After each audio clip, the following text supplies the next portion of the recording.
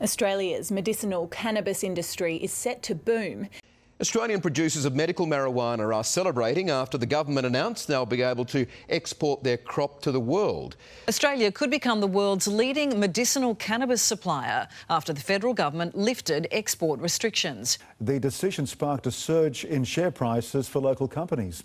Our goal is very clear: to give Australian farmers and manufacturers the best shot at being the world's #1 exporter of medicinal cannabis.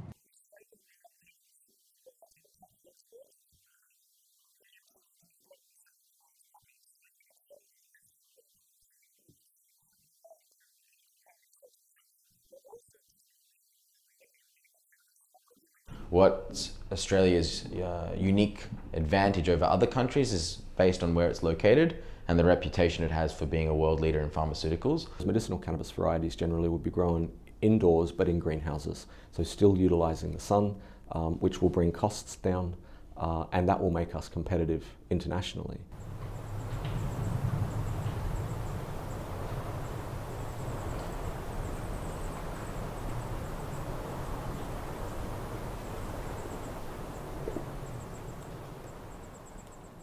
Green rush, gold rush, call it what you like. The reality is this is a brand new product. It's been taken off the market 100 years ago, and it's a product that is already fast becoming larger than most companies that are on the stock exchange.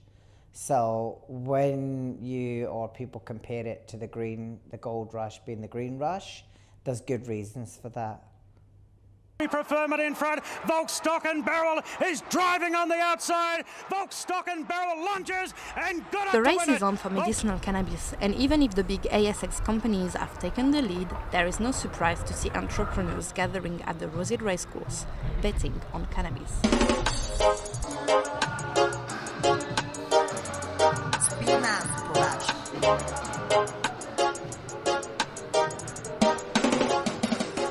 The stakes are high, as medicinal cannabis emerges as the new cash crop of Australia. The industry forecasts 1.2 billion by 2027, but in the meantime, the thriving hemp industry has already proved its value on the field. Breathe away!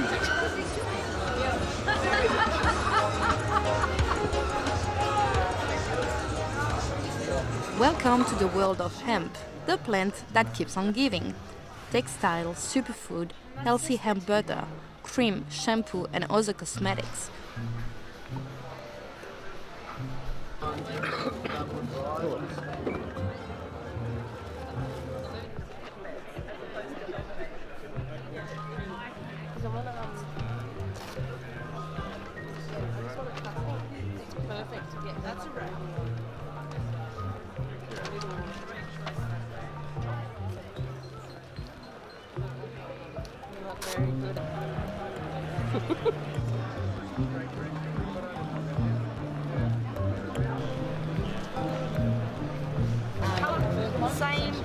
Same principle, same consistency. So just a little fine spread on it.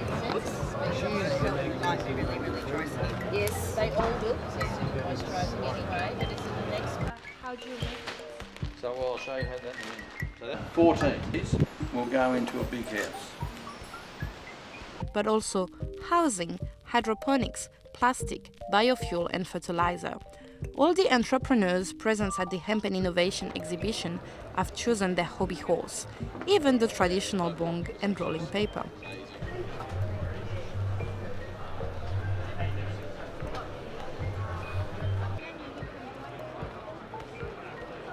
The plant could save the world. But what is the difference between hemp and medicinal cannabis? By definition, still belongs to the cannabis genus. So it's one of the, I guess, pet peeves when people sit there and say that hemp and cannabis are different. They're actually not. They belong to the same genus. They belong to the same family. So most people, when they think about hemp, they think about industrial application.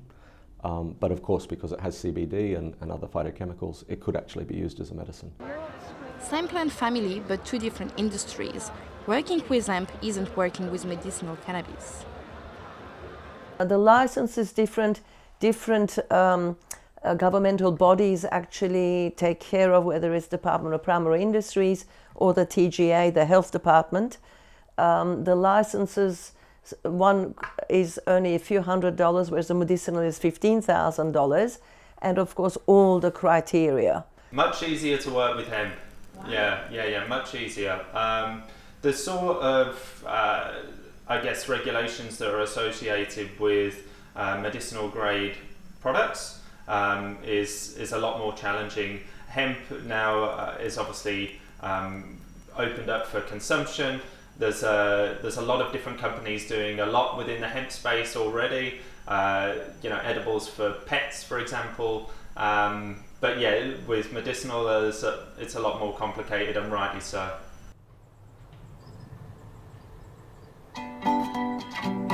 Far from Sydney CBD, it's a 3-hour drive north to the Hunter Valley. I've come to meet Bob Doyle, a hemp farmer who produces seed, food and housing material. Welcome to Dungog Hemp.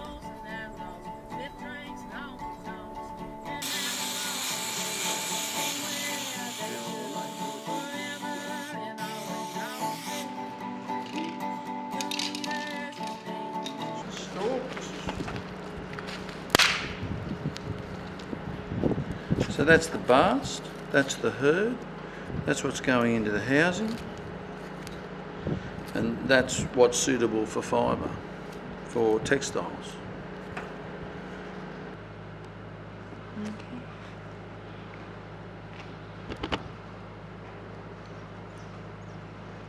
This is what a cannabis crop looks like. I can show you these, which are grown for industrial application, but I can't show you a farm specifically for medicinal cannabis, as access is restricted with a maximum security and a hidden location. Yet, both come from the same plant, like this one. So medicinal split into two sort of main camps. You've got low THC and high THC. Low THC can be grown on the same crop that we grow our food, grain crops and our fibre crops. The high THC medicinal is completely different. It only operates in very secure farms, and it's quite a limited market. Back at Rosehill, the race for the medicinal cannabis space remains at the starting line.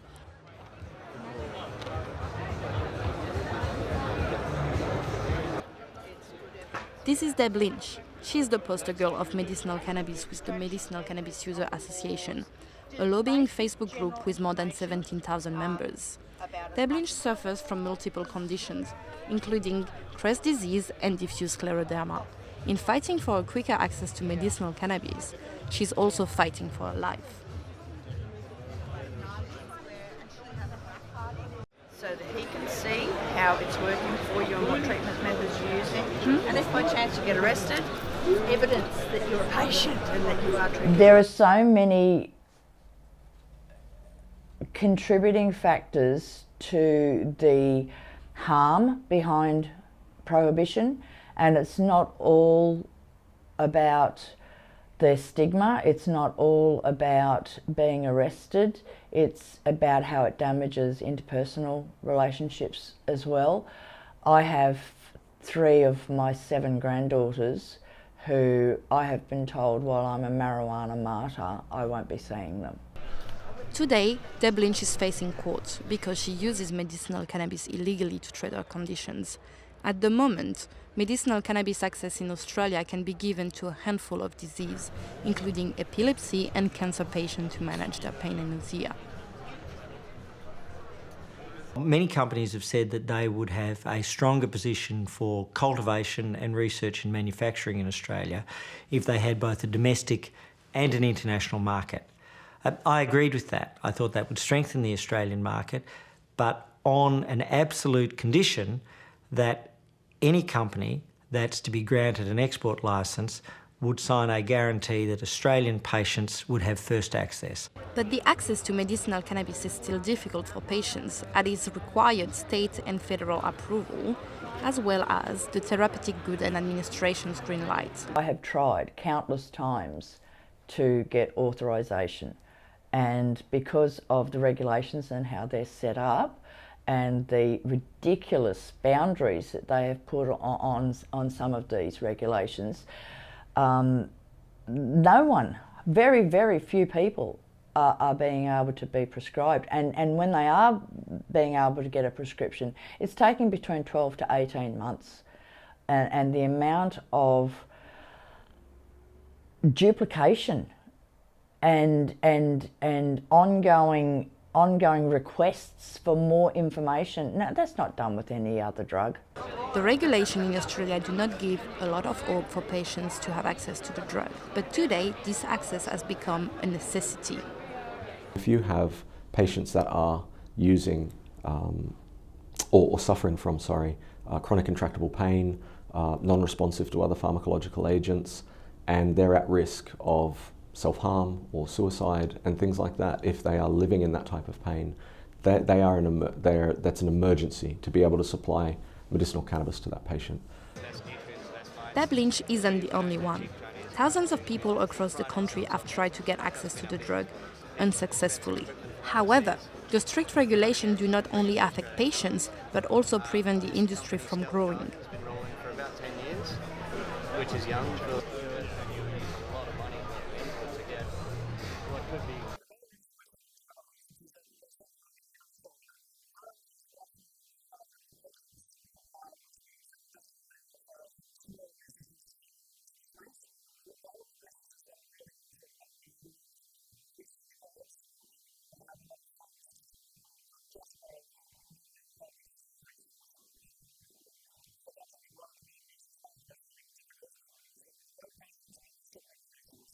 The medicinal effect of cannabis on humans has been proven in scientific research.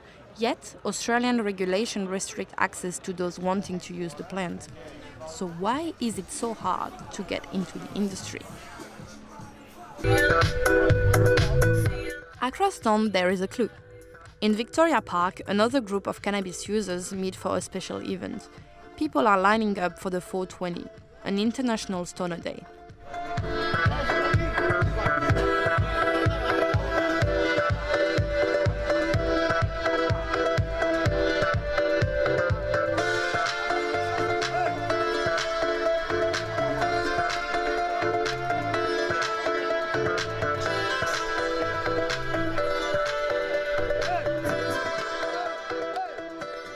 Ladies and gentlemen, that's me. Welcome to 420. I'm here with all of you beautiful people in the beautiful sunshine to celebrate cannabis, because we know that cannabis cures cancer, and we know we have the right to choose what goes in our own bodies. Yeah. Rastafari, full of collectible. What secularly the son of the gallery, the messenger from the legend.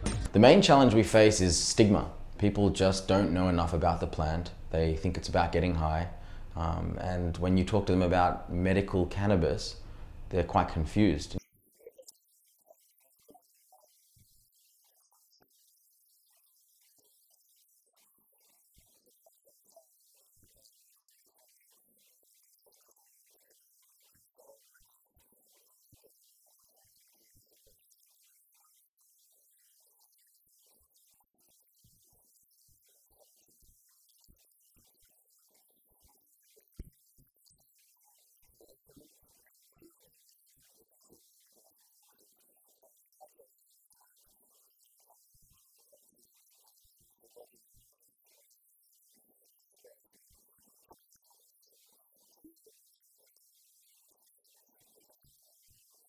As far as mainstream is concerned, we still get a lot of laughs and giggles and can I smoke your garment, or, you know, they're still very much related to drugs, unfortunately. I know you're gonna dig this.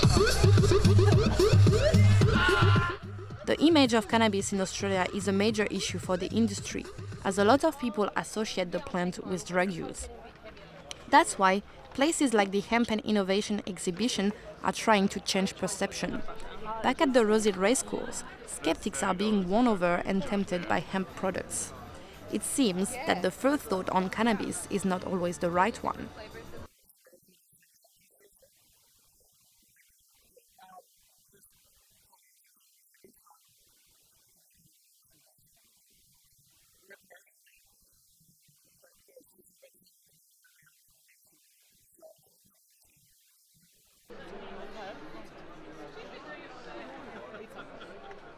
Tanya didn't come alone in this discovery journey. She brought her kids along. Nice. Yes. Cold hemp seed. See, you can get some cold and it's got labels. We're going to buy that.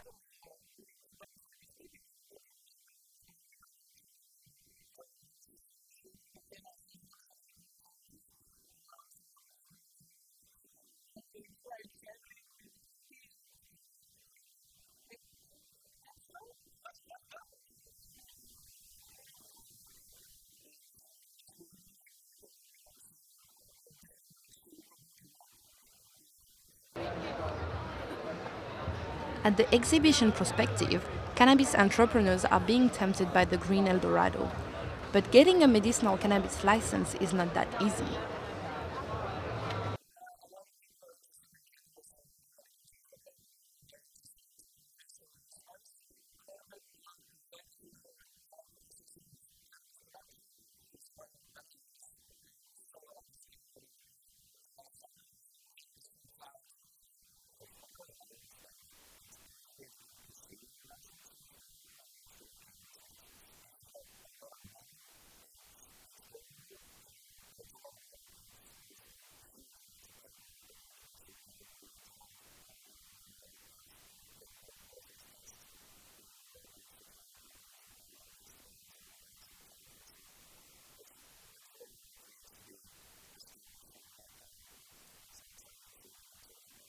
Medicinal cannabis licenses are hard to get.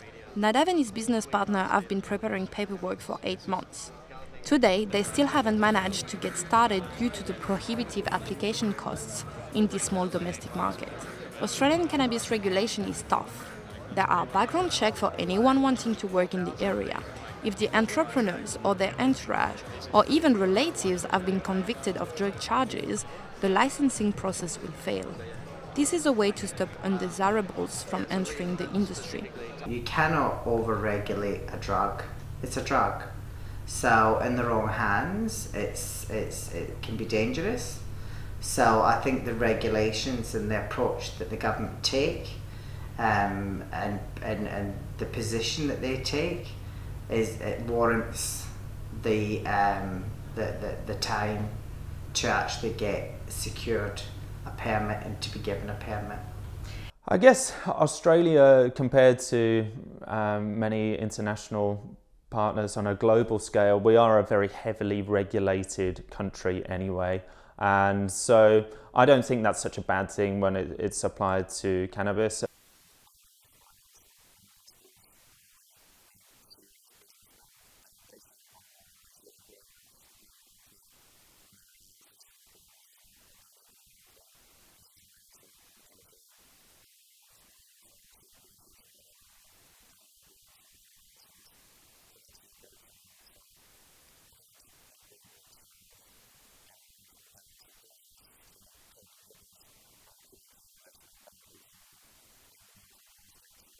There are always in every industry sharks, vultures, and Australia is no different. We have them that are just what they're suffering from.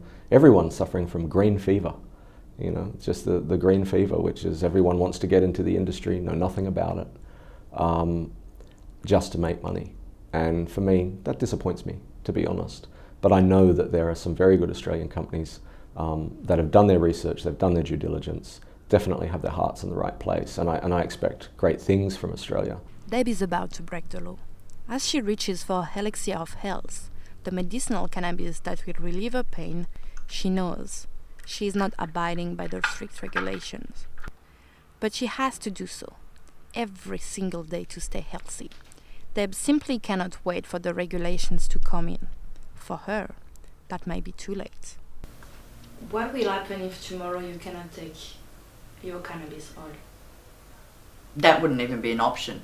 Legal or not, I won't stop treating myself because if I do stop taking the cannabis oil, my health will go down very, very quickly. Within 48 hours, I'll no longer be able to swallow solid food. The spasming will start again.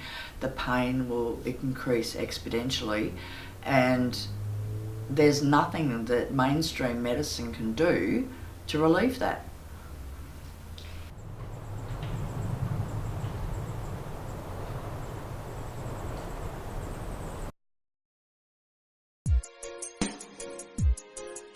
Yeah, Rastafari.